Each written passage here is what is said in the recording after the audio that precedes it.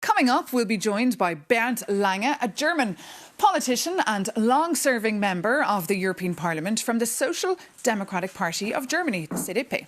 Bernd Lange is the chair of the European Parliament's Committee on International Trade. So the man of the moment, if you like, here on Brussels, with trade being one of the biggest subjects in town. So good morning, Mr. Lange. Thank you so much for joining us here. Good morning. On Europe Today. Yeah. So look, what a week it's been for the EU-US trade deal. Has it been cursed since the start?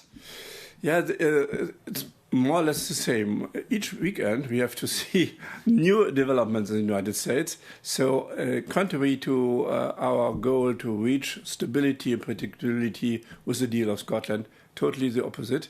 And we have to react more or less each weekend. So wait and see every weekend. Tell me, look, the vote is on hold for now. The vote in the European Parliament on that EU-US trade deal. Under what conditions would you actually sign up for it? Yeah, for us it's crystal clear that the US really is breaking the deal. They started some weeks after they lifted 400 products from 15 as agreed as a baseline tariff to 15 for steel and aluminium, so motorcycles, pumps, agriculture technique and so on. Then we had the Greenland issue, and now we have the tariffs based on Article 122, which is a surcharge. So we have the normal tariffs and 10% and perhaps 15% above. This means a lot of products are now tariffed more than 15%. So another break of the deal. But meanwhile, Bernd Lange, the European Commission is putting pressure on you, on the Parliament, to go ahead and vote on this deal. Under what conditions would you bow to this pressure coming from the Commission?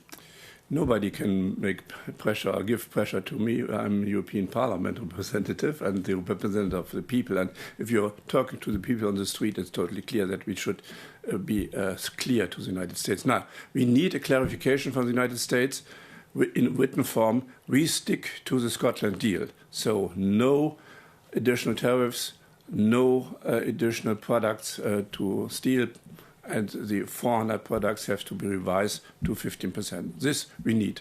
And what is best for European industry? They, of course, are crying out for some predictability. Yeah, that's indeed, as I mentioned. So there were two reasons for the deal. One was predictability, and the other, Trump mixed tariff policy with security policy. And therefore, we accepted the deal. The deal is totally unbalanced. It's in favor of the United States. But we said, better a deal than escalation and nothing. But the break is really on the side of the United States, and this has to be stopped. Otherwise, we have uncertainty. So can you trust the Americans now as trading partners? Yeah, that's a question. So it's not a stable issue, of course. When I speak to Ambassador Gear, the USTR of the United States, of course, we have a good relation, we can talk, and I can trust him. But the situation and the decision-making in the United States is not based on a democratic process. At the end of the day, the president is deciding alone, and this is not a stable situation. And therefore, we are looking really to have fair partnership with a lot of reliable partners worldwide. So not have an alternative, but a little bit more stability in the global trade order.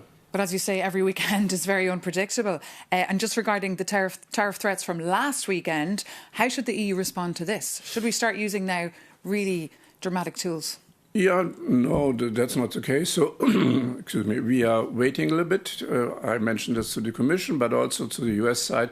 We need clarification that this is an exceptional situation. They will reduce the tariffs, they will bring back the so-called derivatives, and give a guarantee for, let's say, the next 3 years that nothing will happen.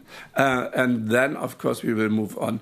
If in the next week nothing will happen, then we have to reflect countermeasures, counter-tariffs, for example.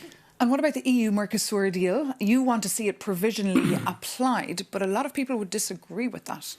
No, we have sent to court, the European Court of Justice, 3 questions which are not dealing with the content of the more formal issue.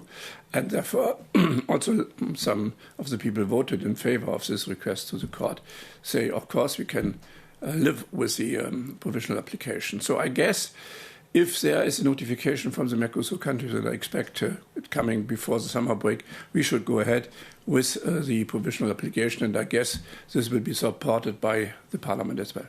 OK, and just one question on Friedrich Merz, his visit to China. What are your takeaways from that? Yeah, it's a little tricky. On the one side, we have to be clear. The unfair trading practices have to be mentioned, and we have also our defensive instruments. But on the other side, China is a big country. We have also some common interest in climate protection and cooperation. So I guess we have to find the balance between the two sides of the coin. And so far, I guess the Chancellor did quite well. OK, Bernd Lange, thank you so much for coming into us this morning here on Europe Today.